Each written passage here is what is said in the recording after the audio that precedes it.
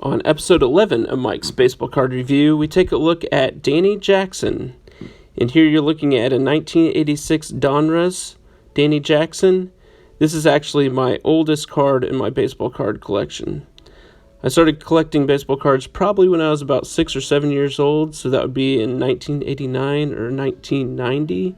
However, I did get a couple of cards a little bit earlier than that, and this is one of those.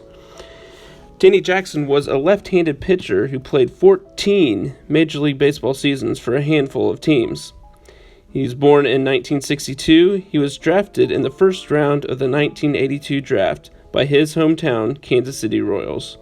He made his MLB debut a year later in 1983. Danny helped lead the Kansas City Royals to a World Series championship in 1985.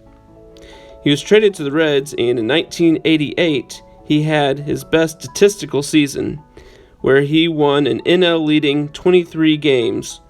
He was the NL Cy Young runner-up, and he was an All-Star. He was with the Reds in 1990 when they also won the World Series, so he's a two-time World Series winner. He then went on to play for the Cubs very briefly in 1991 and part of 1992, where he had a less than memorable time with my Cubs, which is not surprising. The Cubs tend to do that to pitchers.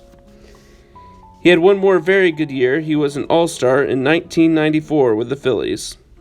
All things considered, Danny Jackson had a solid career. 14 years is very impressive. He really only had 2 outstanding or very good statistical years. But he was a 2-time All-Star and a 2-time World Series champion. Overall, the course of his career, he'd probably be considered a slightly above average pitcher. After his retirement, he owned a restaurant and a bowling alley in the Kansas City suburbs. Thank you all for listening and watching, and I hope you'll join me for the next one. Take care, everybody.